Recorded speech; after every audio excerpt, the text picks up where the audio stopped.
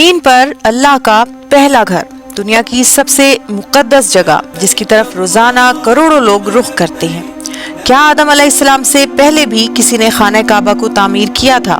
طوفان نوح میں خانہ کعبہ کہاں تھا؟ اللہ تعالیٰ نے ابراہیم علیہ السلام اور اسماعیل علیہ السلام کو خانہ کعبہ دوبارہ تعمیر کرنے کا حکم کیوں دیا؟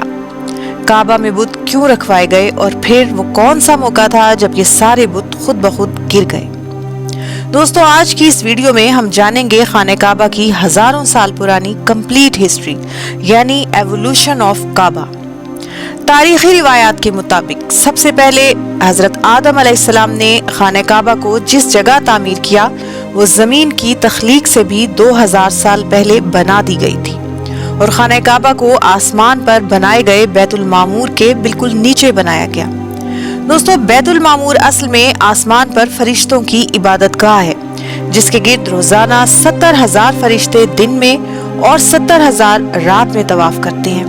آدم علیہ السلام نے اللہ کی عبادت کے لیے زمین پر پہلا گھر مکہ میں بالکل اسی بیت المعمور کے نیچے تعمیر کیا۔ اس کا ذکر قرآن پاک میں بھی موجود ہے۔ بے شک پہلا گھر جو لوگوں کی عبادت کے لیے مقرر کیا گیا مکہ میں بنایا گیا، جو کہ تمام دنیا کے لیے برکت اور ہدایت والا ہے۔ قرآن پاک میں مکہ مکرمہ کے کئی نام آتے ہیں، جیسے بکہ، مکہ، بلد الامین، ام القری اور الحرام۔ اسی طرح کعبے کو بھی قرآن پاک میں کعبہ، البیت اور بیت العتیق کے نام سے پکارا گیا ہے۔ کعبہ کے لفظی معنی بلند جگہ ہے، اور احادیث کے مطابق جب یہ دنیا بنی تھی تو ہر طرف پانی ہی پانی تھا، اور پھر خشکی کا جو ٹکڑا سب سے پہلے ظاہر ہوا وہ یہی جگہ تھی جہاں کعبہ تعمیر کیا گیا۔ روایات کے مطابق جب آدم علیہ السلام نے کعبہ کی تعمیر شروع کی تو فرشتوں نے اس تعمیر میں ان کی مدد کی، اور انہیں 5 پہاڑوں سے پتھر لا کر دیے جن سے کعبہ تعمیر کیا گیا۔ وہ پہاڑ کوہ طور، کوہ لبنان، کوہ جودی، کوہ زیتا اور کوہ ہرا تھے۔ اور پھر آدم علیہ السلام نے کعبہ کی دیوار میں جنت سے لایا گیا سفید پتھر نصب کیا، جو بعد میں سیاہ ہو کر حجر اسود کہلایا۔ کعبہ کو تعمیر کرنے کے بعد آدم علیہ السلام اور بی بی حوا مکہ میں ہی رہنے لگے، اور وہاں پر ہی حابیل، قابیل، شیس علیہ السلام اور ان کی دیگر اولادیں پیدا ہوئیں۔ آدم علیہ السلام کی عمر تقریباً 1000 سال تھی۔ اس کے بعد حضرت نوح علیہ السلام کا زمانہ آیا، جو آدم علیہ السلام کے تقریباً 1000 سال بعد کا تھا۔ روایات کے مطابق طوفان نوح کے دوران کعبہ شریف کو آسمان پر اٹھا لیا گیا تھا، اور اس پتھر کو فرشتوں نے محفوظ کر دیا تھا۔ اس وقت جب ہر طرف پانی ہی پانی تھا تو زمین پر صرف ایک ٹیلا رہ گیا تھا جس میں کعبہ کی بنیادیں محفوظ تھیں، اور پھر تقریباً 450 سال تک مکہ مکرمہ بالکل غیر آباد رہا۔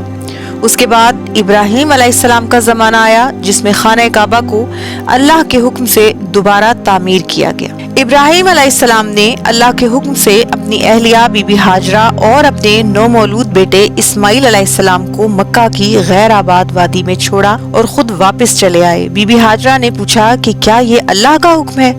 آپ نے فرمایا ہاں۔ تو بی بی ہاجرہ نے کہا تو پھر اللہ ہمیں ضائع نہیں کرے گا۔ اور اس غیر آباد صحرا میں جب کھانا اور پانی ختم ہو گیا اور اسماعیل علیہ السلام پیاس کی شدت سے رونے لگے تو بی بی ہاجرہ نے بے چین ہو کر صفا اور مروہ کی پہاڑیوں کے بیچ چکر لگائے۔ 7ویں چکر پر اللہ کے حکم سے اسماعیل علیہ السلام کے پاؤں کے قریب سے پانی کا چشمہ ظاہر ہوا، جسے آج آب زمزم کہا جاتا ہے۔ اور پھر اس چشمے کے ظاہر ہونے کے بعد ایک قبیلہ بی بی ہاجرہ کی اجازت سے وہاں آباد ہو گیا، اور اس بے آباد صحرا میں زندگی رواں دوا ہو گئی اور مکہ آباد ہو گیا۔ اس دوران ابراہیم علیہ السلام اپنی بیوی اور بیٹے سے ملتے اور واپس چلے جاتے۔ اسی طرح اسماعیل علیہ السلام مکہ میں ہی پلے بڑے اور جوان ہوئے، اور پھر ایک دن ابراہیم علیہ السلام مکہ تشریف لائے اور اسماعیل علیہ السلام کو بتایا کہ اللہ نے انہیں خانہ کعبہ کی تعمیر کا حکم دیا ہے، اور اس طرح کعبہ کی تعمیر کا آغاز کیا گیا۔ حضرت جبرائیل کی گائیڈنس میں خانہ کعبہ کی انہی بنیادوں پر دوبارہ تعمیر شروع کی گئی جس کی بنیاد آدم علیہ السلام نے رکھی تھی۔ قرآن پاک میں اللہ فرماتا ہے کہ جب ابراہیم اور اسماعیل اس گھر کی دیواریں اٹھا رہے تھے تو دعا کرتے جا رہے تھے، ربنا تقبل منا انکا انت السمیع العلیم، اے ہمارے پروردگار، ہماری یہ خدمت قبول فرما، بے شک تو سب کچھ جاننے والا ہے۔ خانہ کعبہ کی تعمیر کے بعد اس میں حجر اسود جو اس وقت بھی سفید رنگ کا ہی تھا نصب کیا گیا، جو طوفان نوح میں فرشتوں نے محفوظ کر دیا تھا۔ حضرت جبرائیل کے بتانے پر اسماعیل علیہ السلام وہ پتھر لائے اور ابراہیم علیہ السلام نے اسے کعبہ کی دیوار میں نصب کیا اور اس طرح کعبے کی تعمیر مکمل ہو گئی۔ ابراہیم علیہ السلام نے کعبہ کی بلندی تقریباً 4 میٹر رکھی تھی اور اس پر چھت نہیں تھی۔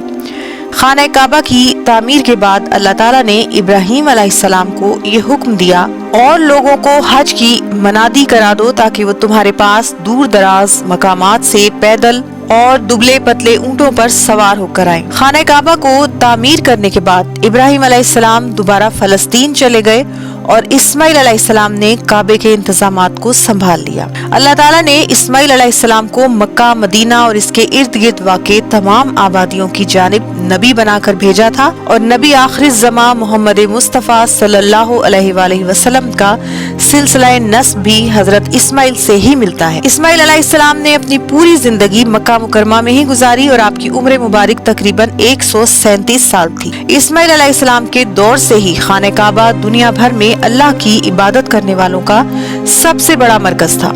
قرآن پاک میں اللہ تعالیٰ حضرت ابراہیم علیہ السلام سے فرماتا ہے کہ اور طواف کرنے والوں، قیام کرنے والوں، رکوع کرنے والوں اور سجدہ کرنے والوں کے لیے میرے گھر کو پاک رکھنا۔ دوستو، اس سے یہ پتہ چلتا ہے کہ طواف کعبہ، سجدہ اور قیام یہ سب اعمال اسماعیل علیہ السلام اور ابراہیم علیہ السلام کے زمانے سے ہی جاری تھے۔ اسماعیل علیہ السلام کے بعد ان کے بیٹے نے کعبے کا انتظام سنبھالا اور اس کے بعد مختلف قبائل یہ انتظام سنبھالتے رہے اور یہ سلسلہ کئی صدیوں تک جاری رہا۔ اب سوال یہ ہے کہ جو گھر اللہ کی عبادت کے لیے بنایا گیا تھا وہاں بتوں کی پرستش کا آغاز کب ہوا؟ تو دوستو، روایات کے مطابق بنو خزاعہ کا ایک سردار عمرو بن لہی وہ پہلا انسان تھا جس نے عرب نے بت پرستی کی بنیاد رکھی۔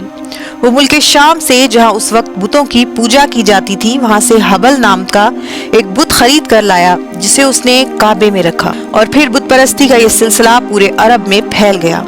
مختلف قبائل نے اپنے اپنے بت کعبہ میں لا کر رکھ دیے، جن میں لات، منات اور عزا جیسے بت شامل تھے۔ بنو خزاعہ کے بعد کعبہ کی ذمہ داری قصہ بن قلاب کے پاس گئی، جو رسول کریم کے آباء و اجداد میں سے تھے۔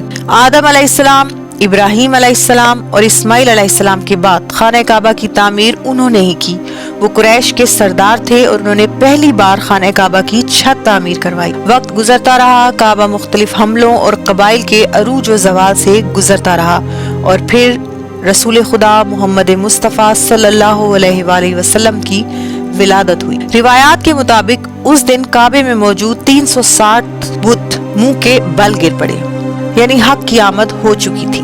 آپ مکہ میں ہی پلے بڑھے اور جوان ہوئے، اور اعلان نبوت سے 5 سال پہلے ایک سیلاب آیا اور اس نے کعبہ کی بنیادوں کو ہلا دیا۔ اب قریش نے کعبے کی دوبارہ تعمیر کا فیصلہ کیا اور شرط یہ رکھی گئی کہ کسی بھی قسم کا حرام ذرائع سے کمایا گیا پیسہ کعبہ کی تعمیر میں نہیں لگایا جائے گا۔ اس لیے رقم کم پڑ گئی اور کعبے کی عمارت کو چھوٹا کرنے کا فیصلہ ہوا، اور یہ فیصلہ کیا گیا کہ شمال کی جانب سے 10 فٹ زمین چھوڑ کر عمارت بنائی جائے، اور یہی حصہ حتیم کہلاتا ہے۔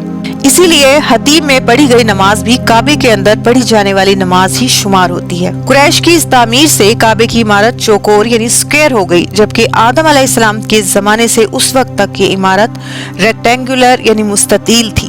ابراہیم علیہ السلام نے کعبہ کی بلندی تقریباً 4 میٹر رکھی تھی، جبکہ قریش نے اس بلندی کو 8 میٹر کر دیا، اور اس وقت خانہ کعبہ کی بلندی تقریباً 14 میٹر ہے۔ روایات کے مطابق رسول خدا نے بھی تعمیر کے اس کام میں حصہ لیا، اور پھر جب حجر اسود کو نصب کرنے کا وقت آیا تو قبائل میں جھگڑا شروع ہو گیا، کیونکہ ہر خاندان حجر اسود کو نصب کرنے کا شرف حاصل کرنا چاہتا تھا، اور پھر یہ فیصلہ ہوا کہ جو شخص صبح حرم میں سب سے پہلے داخل ہوگا وہی فیصلہ کرے گا، اور پھر اگلی صبح سب سے پہلے حرم نے محمد مصطفیٰ صلی اللہ علیہ وآلہ وسلم داخل ہوئے، اور آپ نے حجر اسود کو اپنی چادر میں رکھا اور ہر قبیلے کے ایک ایک سردار سے کہا وہ چادر کو پکڑے، اور پھر جب وہ چادر کعبہ کی دیوار کے کونے تک پہنچی تو آپ نے اپنے مبارک ہاتھوں سے حجر اسود کو نصب فرما دیا۔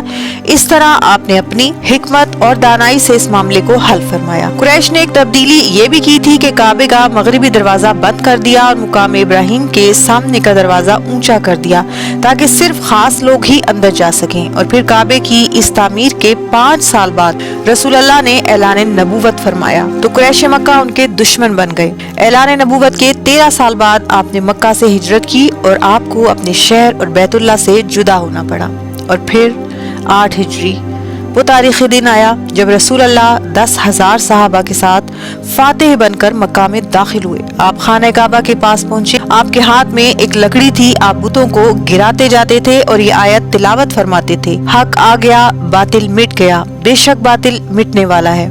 اور یوں خانہ کعبہ دوبارہ توحید کا مرکز بن گیا۔ وقت کے ساتھ ساتھ مختلف ادوار میں کئی حکمرانوں نے خانہ کعبہ کی تعمیر اور مرمت کا کام کروایا، جن میں عبداللہ بن زبیر، حجاج بن یوسف بھی شامل ہے، اور سلطنت عثمانیہ کے دور میں بھی خانہ کعبہ کی تعمیر۔ دوستو، خانہ کعبہ کے زمین کے عین مرکز پر ہونے کے بارے میں مختلف دعوے کیے جاتے ہیں، لیکن اس کی اصل اہمیت اللہ کے منتخب کردہ قبلہ ہونے میں ہے۔ دوستو، اگر آپ ایسی ہی اسلامک ہسٹری سے ریلیٹڈ ویڈیوز دیکھنا چاہتے ہیں تو ویڈیو کو لائک کریں اور چینل کو سبسکرائب تاکہ آپ ایسی ہی انٹرسٹنگ اینڈ انفارمیٹیو ویڈیوز دیکھتے رہیں۔